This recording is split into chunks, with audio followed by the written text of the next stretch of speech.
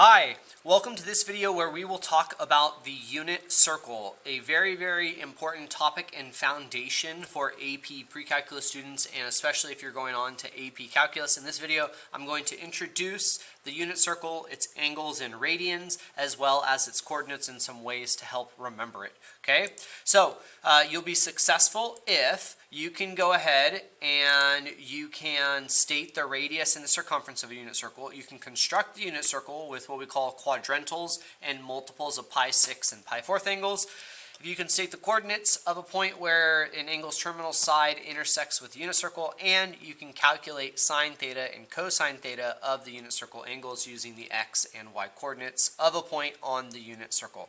So we're going to go ahead and introduce the unit circle, and the unit circle just will look like a gigantic circle, but the important idea here is that your radius from this center point out to this line out here is 1 unit. So this distance right here is going to be 1 unit. So even from the center out here is 1 unit, from the center to the North Pole is 1 unit, to the South Pole is 1 unit. And this is important because we have this idea that if my radius is 1 unit, then the circumference is 2 pi r, right? So in this case, the circumference will be 2 pi times 1, which is just 2 pi, right? So if I go all the way around this circle, we get a distance, there we go, of 2 pi. So at this location,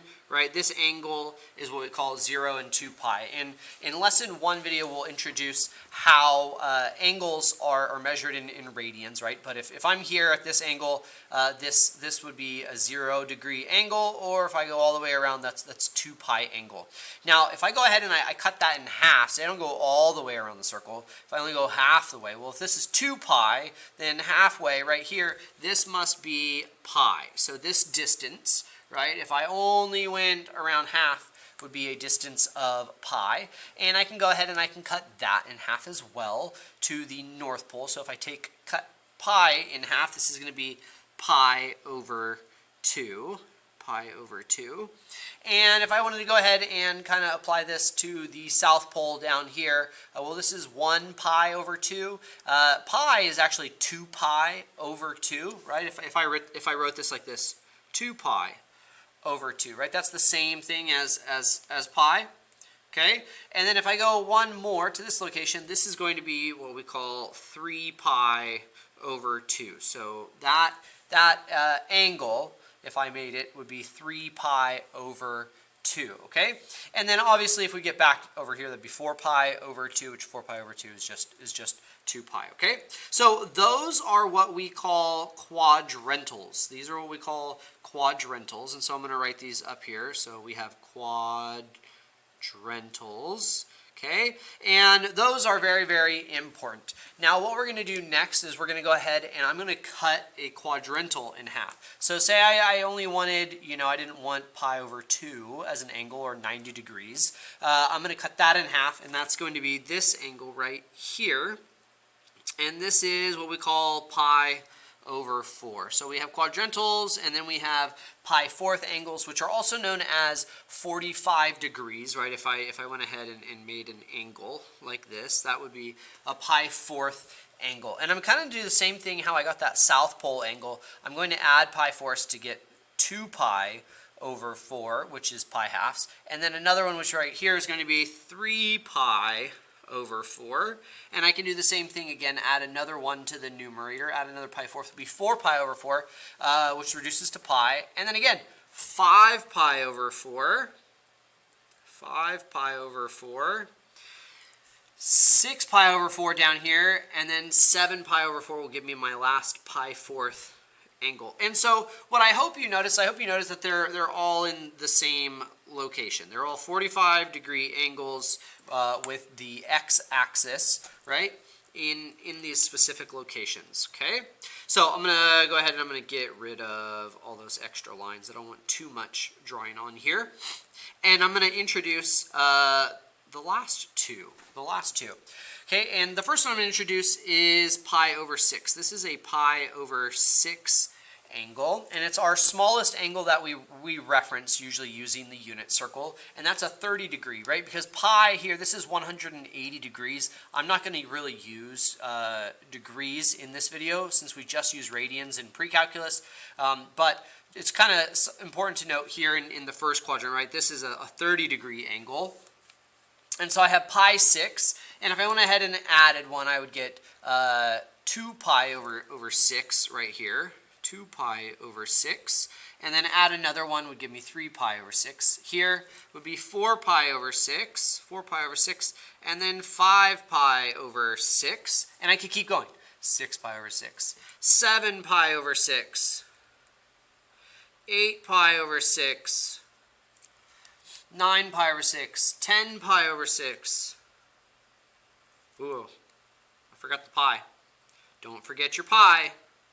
Part of a healthy balanced diet. 11 pi over 6. And so all of these pi 6 angles are 30 degree angles in their quadrant made with the x-axis. And you'll notice what I'm doing is I'm leaving out all of these other ones that I did. Hopefully you should maybe see, okay, why? Why is he leaving those out? Well, that's because they can reduce. 2 pi over 6 is what we call pi over 3. So let me add, sorry, I forgot my pi 6 angles. We have those, and then we have pi over 3 angles. So all of these reduce, right? 4 pi over 6, that reduces to 2 pi over 3. And if you wrote in pen, which you should never do in mathematics, you can just put equals and then do the reduction. But now you'll notice that I have these 60 degree angles, right? Pi, 180 degrees divided by 3 is 60 degrees. Okay, in every single quadrant down here, in every single quadrant, this is going to be 8 pi over 6 is 4 pi over 3. And then this one is 5 pi over 3. Okay, there's that one. Okay, that is the unit circle. It's made up of quadrantals, pi 4th angles, which are 45 degree angles. You can see those here in blue. They split each quadrant. And you can also go ahead and see the pi 6 angles, right, which are 30 degree angles in every single quadrant. And then pi 3rd angles. And what I want you to notice is that in this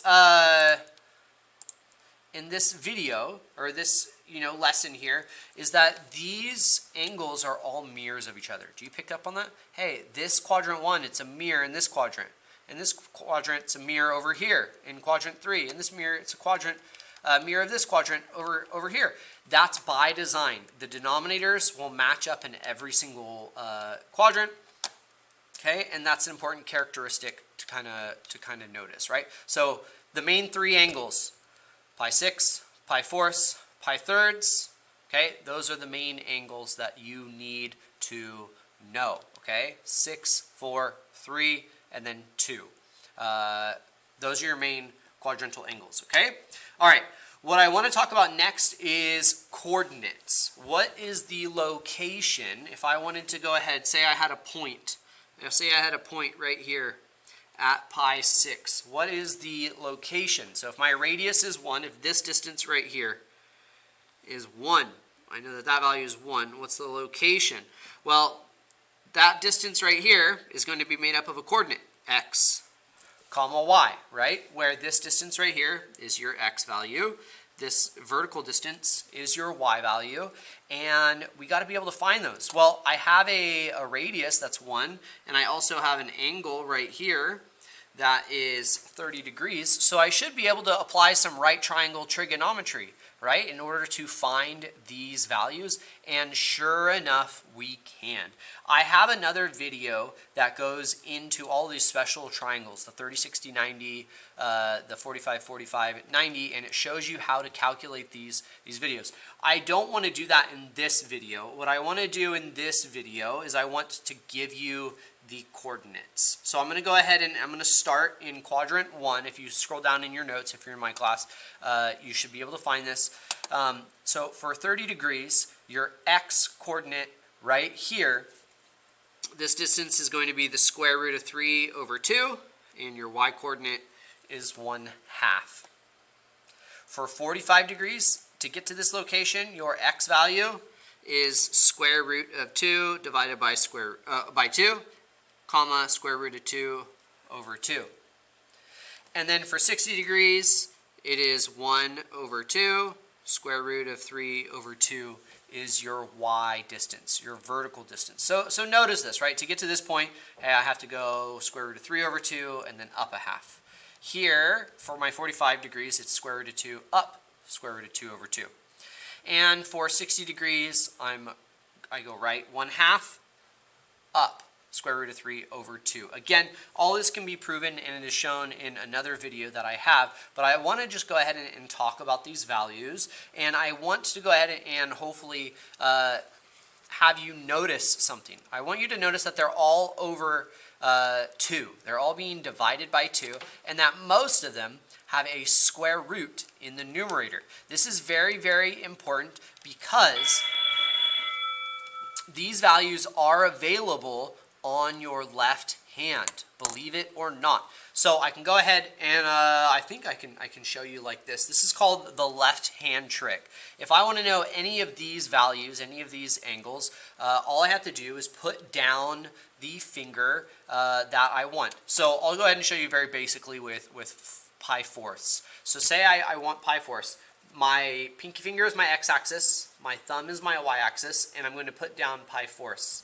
I put down that middle angle. So these 3 fingers here are your main angles. Okay, pi 6, pi fourths, pi 3. So if I want pi fourths, yes, I did break this finger in high school. It's a story for you another time. Put this down, okay, and you'll notice that I have 2 fingers up here and 2 fingers down here. That means my numerators are going to be square root of 2 for my x values, and then after the break are my y values, square root of 2. Okay, I'll show you how this works also for pi over 6. So what if I want to remember the coordinates for pi 6? Well, I'm going to put my left hand up, I'm going to look at it, and I'm going to put down my pi 6 finger, which is right here. My x coordinate is going to have a 3. That means my numerator is going to be square root of 3, which we can see here, and my y coordinate after the angle that I'm putting down is 1. The square root of 1. Which the square root of 1 is just 1. Hey, there it is. Okay, and then this can't work for pi thirds, right? Let me put down pi thirds. Hey, what's my x coordinate? Well, I have 1, right? Always x and then y. So x, hey, 1 over 2. Oh my gosh, check that out. And then after the angle, I have 3 fingers down here, so my y will have a square root of 3 in the numerator. There it is. Okay, so that's kind of a cool way to do this. This also works for the quadrantals, believe it or not. Watch this out. Look, I'm going to put down angle 0, which is here. My x coordinate is going to be square root of 4. And you're like, square root of 4? That distance isn't square root of 4, but remember it's divided by 2. What's the square root of 4? Oh yeah, it's 2. What's 2 divided by 2? Oh, it's 1. Isn't this distance 1? Okay, what about the y value? Well, I don't have any fingers over here, so that is 0. So the coordinates also work for these quadrantals, and it works same for the North Pole. If I put down my thumb, I don't have any x values over here, right? This coordinate would be 0, and then my y value would be square root of 4 over 2, which is 1. So these are the coordinates. These are the coordinates that you have to remember and memorize. So make sure you do that, and either focus on the left-hand trick. There's also another pattern if you notice, right? So if you go from x coordinates 0, look at the numerator 1, look at the numerator square root of 2, look at the numerator square root of 3. So 0, 1, 2, 3, and then the quadrantals should be easy, but this is square root of 4 over 2, which is 1. And then from the y coordinates, 0, 1, 2, 3, and then this would be square root of 4 over 2, okay? So, yeah, there you go. Do we only have to memorize it for quadrant 1? I say yes, but you need to know how it translates to these quadrants also. And I'm going to go ahead and show you this. The good news is the coordinates will be exactly the same for the family of angles that you're working with. So let's start with the pi 6. The pi 6 are square root of 3 over 2 comma 1/2. It's going to be exactly the same, guys, for every single angle. Square root of 3 over 2 comma 1/2. square root of 3 over 2, comma 1/2. But there is a difference. I'm in different quadrants, which means that my x and y values have different signs, right? Here my x values are negative, okay, negative. And in quadrant 3, x's and y's are negative, so if it lets me write, negative, negative. And in quadrant 4, this is also, my y values are negative, okay? So you do have to remember where you're at, those sign values. Okay, that's pi 6. Let's do pi fourths. These are great. It's just square root of 2 over 2. Square root of 2 over 2. And in quadrant 2, x's are negative. Okay, down here, square root of 2 over 2. Both are negative. So negative square root of 2 over 2 for both x and y. And then for 7 pi over fourths, x is positive, square root of 2 over 2, and a negative root 2 over 2. Okay, for y values, for pi thirds, it is 1 over 2, comma square root of 3 over 2. And again, x's are negative in quadrant 2. In quadrant 3, everything is negative. And in quadrant 4, x's are positive and the y values are negative, okay? So again, notice it's all mirrors, and all of this is on your left hand. You just have to remember what quadrant you're in. So 2 pi thirds, that's going to be in quadrant 2, okay? So your x values are negative. 4 pi thirds, that's in quadrant 3, so both are negative, okay? And the only thing I have to touch on are these last two quadrantals here, is that my x value in this quadrant is -1, right? Going this direction, I'm at -1, and my y value is 0. And at the south pole, down to 0, and then up to 1. Okay, there you go. Those are all of the angles that you need to know. One thing that I have left out up until now, giving you these coordinate locations, is this is kind of a cool thing. All of these x values correspond to the cosine value of that angle, and it's something that you could verify if you plugged into your calculator in radians mode. What is cosine of pi over 6? It would spit out this x value, that same exact one.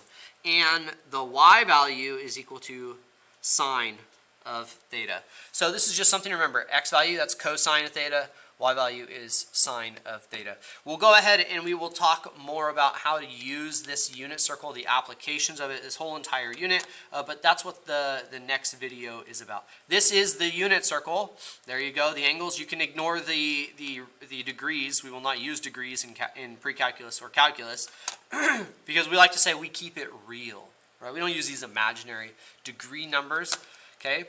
We use radians. So anyway, that's the unit circle, that's the coordinates. Hopefully you learned about that. In the next video, we'll talk about how do we apply this to questions that come about. If you learned something in this video, give it a thumbs up. If not, catch you next time. See ya.